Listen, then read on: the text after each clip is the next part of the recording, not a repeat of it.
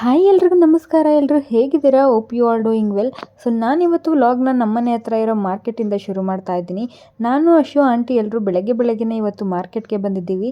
ಏನಪ್ಪ ರೀಸನ್ ಅಂದರೆ ನಮ್ಮನೆಯಲ್ಲಿ ಒಂದು ಚಿಕ್ಕ ಫಂಕ್ಷನ್ ಇದೆ. ಸೊ ಫಂಕ್ಷನಿಗೆ ಬೇಕಾಗಿರುವಂಥ ವೆಜಿಟೇಬಲ್, ಸೊಪ್ಪು, ಹಣ್ಣು ಎಲ್ಲನೂ ಪರ್ಚೇಸ್ ಮಾಡೋದಿದೆ. ಹಾಗೆ ಸ್ವಲ್ಪ ಹೂವು ತೊಗೋಬೇಕಿತ್ತು. ಹಾಗಾಗಿ ಮಾರ್ಕೆಟಿಗೆ ಬಂದು ಎಲ್ಲನೂ ಪರ್ಚೇಸ್ ಮಾಡ್ತಾ ಇದ್ದೀವಿ. ಮಾರ್ಕೆಟಿಂದ ಹೊರಟು ಆನ್ ದ ವೇ ತಿಂಡಿನ ತಿನ್ಕೊಂಡು ನಾವೆಲ್ಲರೂ ಊರ ಕಡೆ ಹೊರಟಿದ್ವಿ. ಊರಲ್ಲಿ ಫಂಕ್ಷನ್ ನಡೀತಿರೋದ್ರಿಂದ ಸೊ ಎಲ್ಲರೂ ಊರಿಗೆ ಹೊರಟಿದ್ದೀವಿ. ಫಂಕ್ಷನ್ ಏನಪ್ಪ ಅಂದರೆ ನಮ್ಮನೆ ದೇವರು ಕಬ್ಬಾಳಮ್ಮ. ಸೊ ಕಬ್ಬಾಳಮ್ಮ ದೇವ್ರದ್ದು ಫಂಕ್ಷನ್ನು ಮನೆಯಲ್ಲಿ ನಡೀತಾ ಇರೋದು. ಸೊ ಇದು ಫಂಕ್ಷನ್ ದಿನದ ಬೆಳಗ್ಗಿನ ವ್ಲಾಗು. ಸೊ ಬೆಳಗ್ಗೆನೇ ದೇವ್ರ ಮನೆಯೆಲ್ಲ ರೆಡಿ ಮಾಡಿ ಪೂಜೆ ಎಲ್ಲ ಮುಗಿಸಿದ್ದೀನಿ.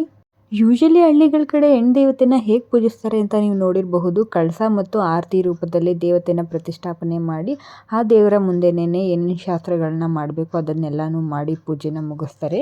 ಇನ್ನು ದೇವ್ರ ಪೂಜೆ ಎಲ್ಲ ಮುಗಿಸಿ ನಾನಿಲ್ಲಿ ಒಲೆ ಪೂಜೆ ಮಾಡ್ತಾ ಇದ್ದೀನಿ. ಯೂಶಲಿ ಯಾವುದೇ ಫಂಕ್ಷನ್ ಆದರೂ ಅಡುಗೆ ಶುರು ಮಾಡೋ ಬದಲು ಒಲೆ ಪೂಜೆ ಮಾಡೋದು ನಮ್ಮಲ್ಲಿ ಹಿಂದಿನಿಂದ ನಡ್ಸ್ಕೊಂಡು ಬಂದಿರೋ ವಾಡಿಕೆ.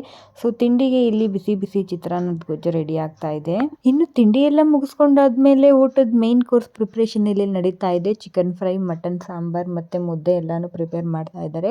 ನಮ್ಮ ಮೇನ್ ಶೆಫ್ ಹನುಮಂತಣ್ಣಂಗೆ ನಾನು ಹೇಳ್ತಾ ಇದ್ದೆ, ಸೊ ನೀನು ಅಡುಗೆನೆಲ್ಲ ಎಕ್ಸ್ಪ್ಲೈನ್ ಮಾಡ್ಕೊಂಡು ಮಾಡು, ನನ್ನ ವ್ಲಾಗಲ್ಲಿ ಈ ರೆಸಿಪಿನೆಲ್ಲ ಶೇರ್ ಮಾಡ್ಬೋದು ಅಂತ. ಬಟ್ ಅವನು ಇಲ್ಲಪ್ಪ ನಾನಂತೂ ಹೇಳಲ್ಲ, ನೀನೇ ಎಕ್ಸ್ಪ್ಲೈನ್ ಮಾಡು ಅಂತ ಹೇಳ್ತಾ ಇದ್ದ. ಹಾಗೆ ನಾನು ಸ್ವಲ್ಪ ವಿಡಿಯೋನ ಶೂಟ್ ಮಾಡಿಕೊಂಡೆ ಅಡುಗೆ ಮಾಡ್ತಿರೋದು.